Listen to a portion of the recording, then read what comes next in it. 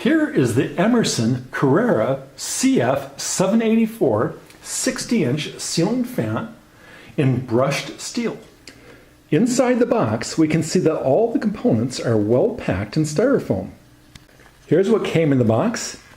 You can see we have 5 blade mounts, some instructions, various different little pieces of metal. You can see the switch unit with the little pull chain on the side there. And we have a very short downrod. Looks very nice with, this is cast iron, by the way. This is a cast iron thing. It's kind of got a rough surface so that it won't rot. And this is cast iron as well. So it looks very strong. And then of course we have the blades. The blades here are 2 colors. So you either have walnut or mahogany as far as the colors facing down. And then of course there's the main motor assembly itself. I opened up the hardware package and this is what was inside. You can see they have one bag with some sort of a balancing kit for the fan. This bag has 2 screws in it. Here's a bag with some electrical caps. You can see some little nuts in there. A metal pin for attaching the fan to the pole. Over here, this was loose. This appears to be one of the vanes, an extra vane that goes between the various metal pieces coming off from the motor.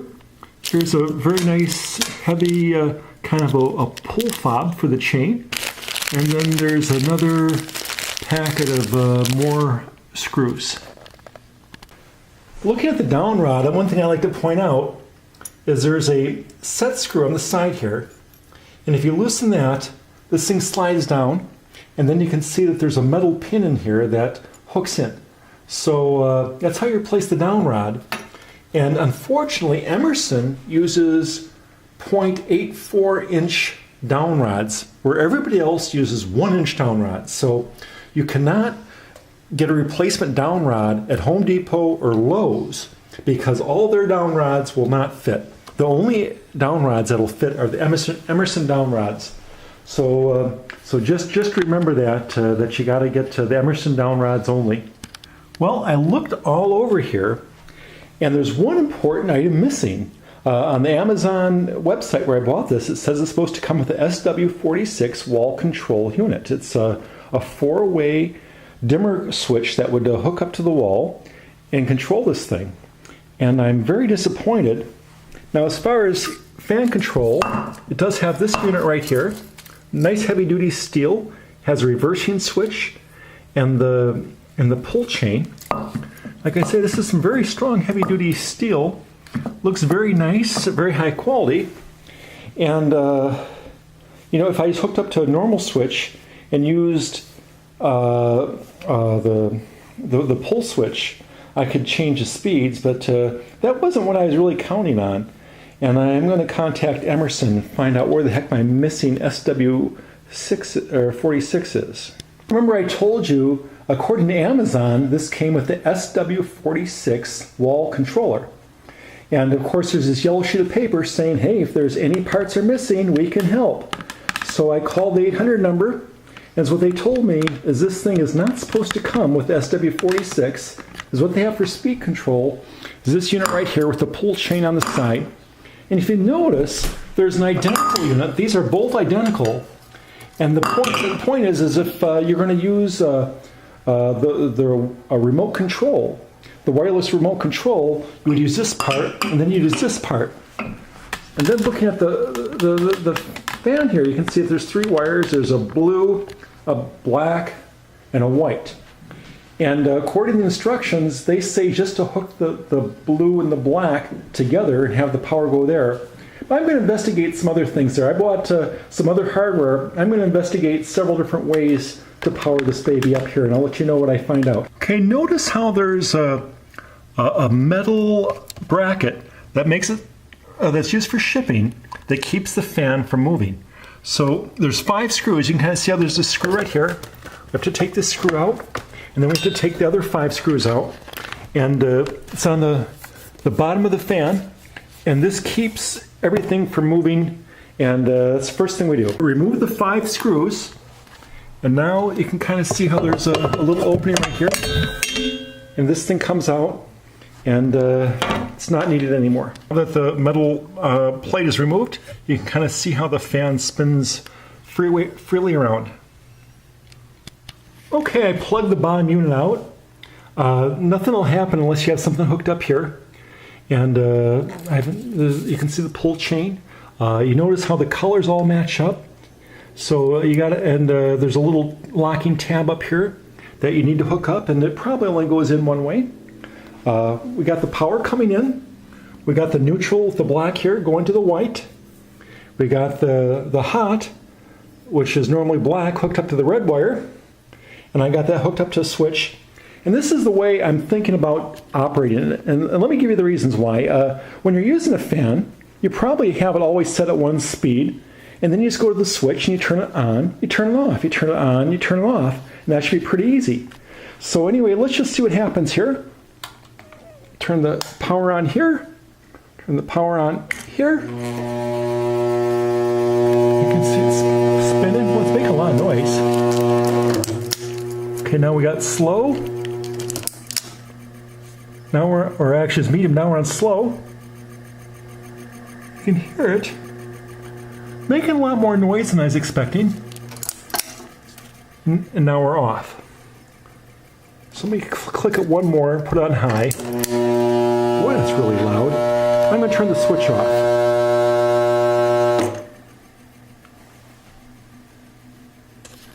Here's the instruction for the modern fan controller that I picked up. It was $10, a lot better than $26 for the Emerson.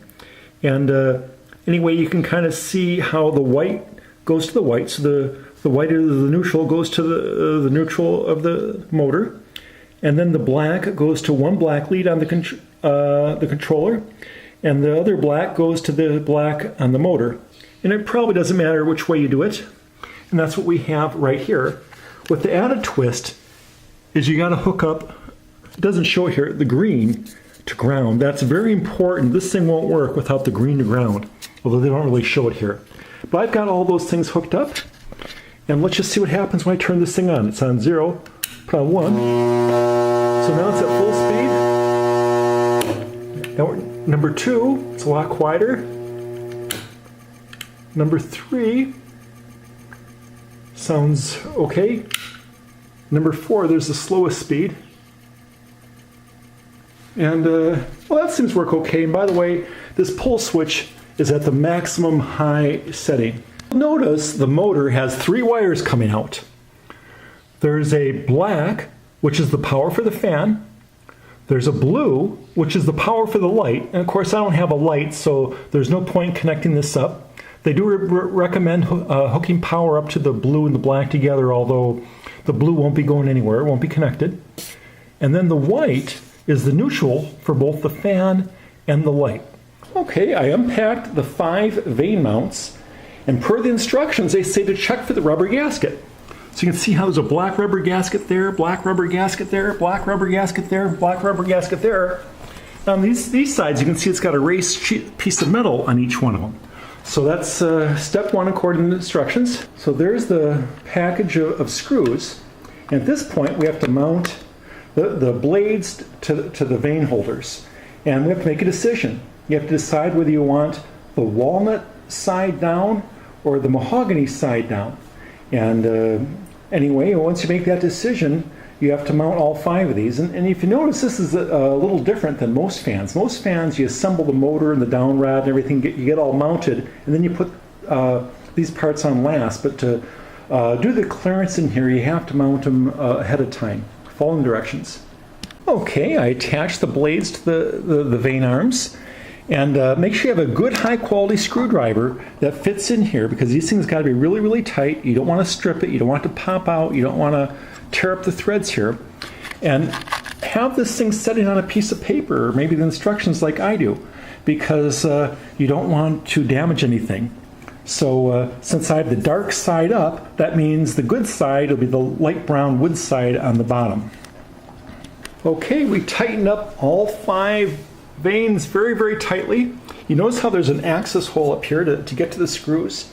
And I made these things really, really tight I made sure everything's even, and I got them snug. I put them all in snug, and then I went around and really tightened them. And now they're nice and solid, and hopefully this thing won't vibrate and everything will be good. Say to install the switch assembly, I just wanted to have a close-up of this so you can see that there's a white wire and a blue wire, and those are designed to go to a external lighting kit.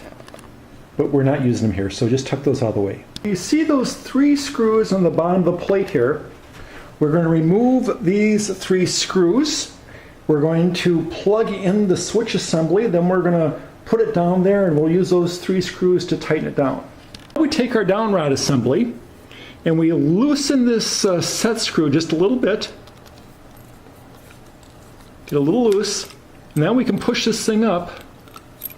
Pull the wire out of here. Get the wire out of here. Now we can slide this up, and then we can pull the metal pin out. And these things all separate. Okay, now we open up the hardware packet. They had the electrical hardware.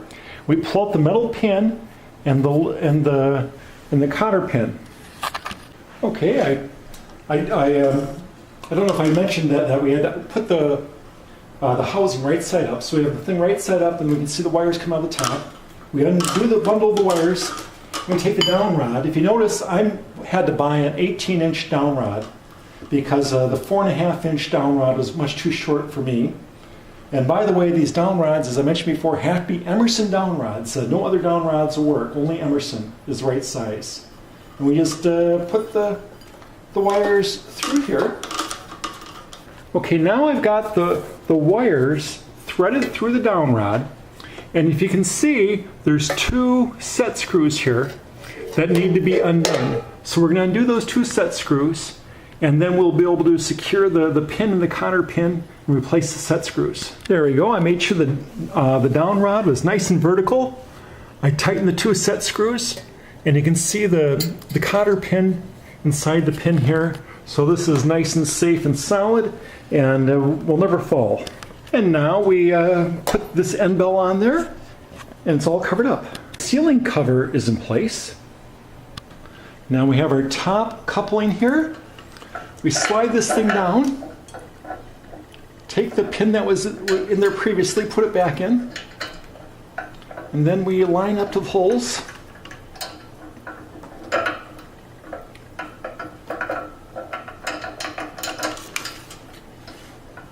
There it goes, now it's in the right way. And then we've got our set screw, and we snug up our set screw.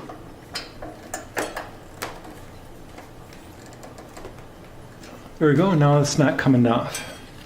Okay, you can see we got an awful lot of wire here, a couple extra feet of wire that we don't need.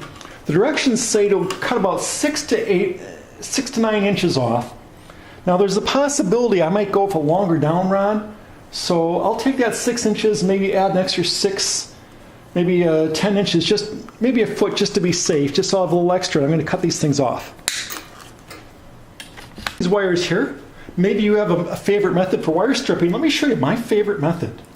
This way you never have to worry about nicking them. You take a cigarette lighter, we're going to cut off about 7/16. We get hot, then we let it cool down so you don't burn your fingers, and then you just pull it and it comes off. So this is my favorite method I'm going to turn you guys on to.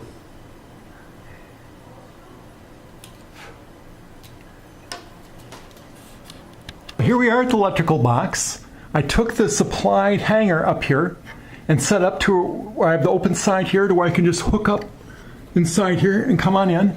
I used the supplied hardware that came with the electrical box. You remember, I bought a fan-rated electrical box, which means it has big huge studs and big huge studs in here to support the weight of a ceiling fan. Most electrical boxes are not rated for ceiling fans, so make sure you spend the extra $3 and buy an electrical box that's rated for ceiling fans. This thing's nice and solid, and I got all the wires up out of the way because next thing I need to do is I need to lift the hanger ball up in here and hang this thing. So we got to get all these wires out of the way, and I got them all stripped and ready and everything out of the way, and we're gonna hang the ceiling fan. Now that's a two-handed operation, so I'm not gonna be able to take a picture of that, so I'm gonna show it to you after I get it up. Well, it's up there, and boy, it was a drag. I tell you, this is a big ceiling fan. It's really hard carrying it through the halls. It weighs 30 pounds, so it's not a trivial thing to mount up here, although it went right up. I had to lower my ladder. My ladder was way too high. It got in the way, so I had to lower my ladder, and I had to just pop it up there, and it just went right in there and sat. And that's because all the prep work of having the wires out of the way. Now I'm just going to tuck everything out of the way, hook everything up, attach the ceiling plate, and this job will be over, and you'll see the fruits of my effort. So anyway, I took the copper wire coming out of the wall and hooked that up to the 2 green wires. I got that all tucked up out of the way already. The white wire coming from the wall is going to the white wire going down the tube. White always goes to white. And then on the black, the line side coming in from the wall, the ceiling, I got the black wire and the blue wire hooked up here. Of course, the blue wire is for the light, so it's not really connected to anything, but you might as well hook it up there anyway. So now I'm just going to tuck all these out of the way, and then I'll show you how to put the ceiling plate on. I have to point out an important little detail when you hang this thing. You see on the back of this bracket here, there's a groove, and in the ball, there's a little tab. So after I put this on here, I just rotate it around and snap, it popped in. And now that's an anti-rotation thing, and this thing cannot twist anymore. Now to secure the ceiling cover, you can see we have 2 knurled nuts, 2 studs, and some lock washers. You can see I put the 2 studs in there. There's about maybe 7/16. I did a little test fit, and that looks like it'll be really good. And now I just have to take the 2 knurled nuts and the 2 lock washers and then tighten up the cover. Here's a close-up. They seem to all work. Everything's all wired up, and there's only one last thing to do. Is the pull chain fob. You can see there's a little fob here, and it came with some little piece of a plastic thing here. And I think is what you do is you put the fob on, attach the little plastic to the chain, and then pull the fob down over top of it to secure it. So let's give it a try. You can see that piece of plastic snapped down there. Now I just lower the fob, and we're all set. Okay, power's on. First pull is high. It's coming up to speed. Very nice breeze. And let's bring the camera over here so you can hear how this. You know, I don't really hear the motor at all. The sound of the air coming off the blades is much louder than the motor. I don't even hear the motor at all. I was worried about that. I was really worried that the motor was going to be noisy but you can see, look at the wobble in there. So that's bad news for me. That means I'm going to have to balance this thing. So I guess the video's not over. I got to do the balancing here. So let's try one more pull, which is medium. And I don't even hear I don't hear anything right now. It's dead silent.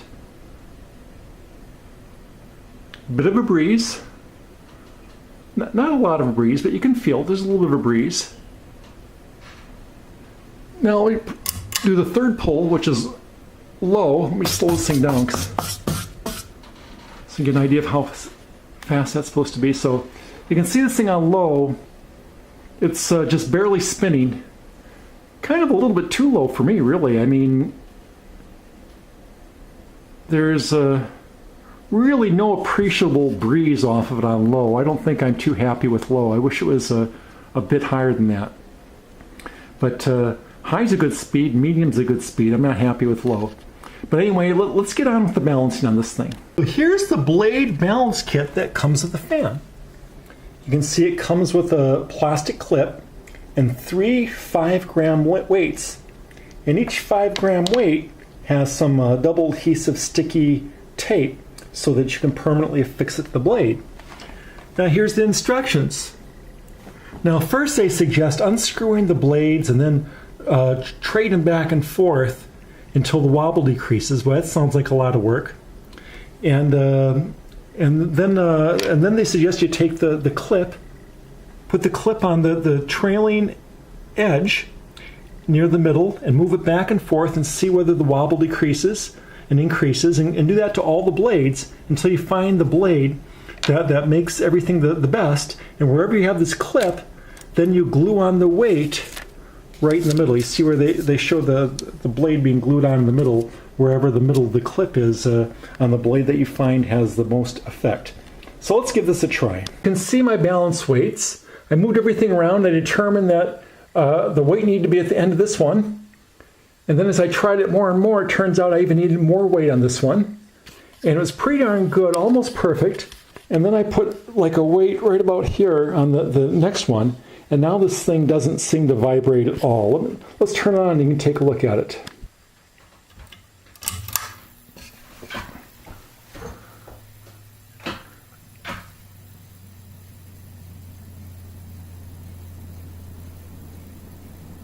Now, I've noticed that noise, remember the scraping noise?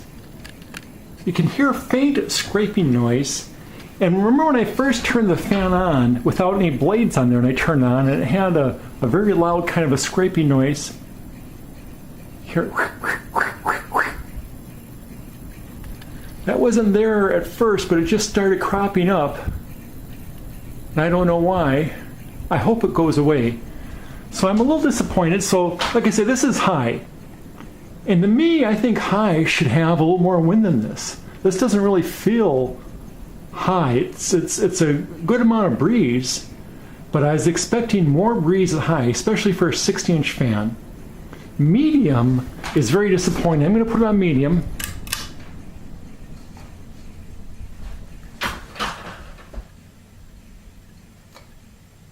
You can hear that noise. Hear that noise? So medium, hardly, you really can't feel any air off of medium. So medium really should have been low. And what they had for high should have been maybe very close to medium, and then they should have had a speed higher. And this should definitely be low because there is just no, the most barely perceptible breeze coming off of this thing on medium. And this is disappointing, and I'm going to put on low if you want to talk about real disappointment, because low is as good as off. Let me just slow it down a little bit here to try to slow it down. There we go. So give an idea of what low is. So this is low. Of course, it's silent. It's very quiet.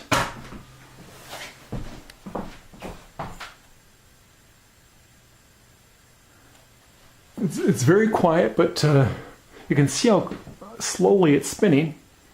The rest of the job looks really good. As far as regrets here, just to give an idea, I wish I'd, instead of doing the 18-inch downrod, gotten a 24-inch downrod. I was kind of worried about the tops of the bedposts, but even 6 inches lower, I would have been fine, and the bedpost wouldn't have hit. So that would have maybe been something I could have done different, although this is not bad. And then on the wood thing on the top here, you can kind of see where it would have been nice if I'd, instead of having a 5.5-inch piece of wood, would have been nice if I'd used like perhaps somewhere around 7 or 8-inch wide piece of wood. But still, nobody's really going to notice this, but I think it would have looked just slightly better. So there you have it.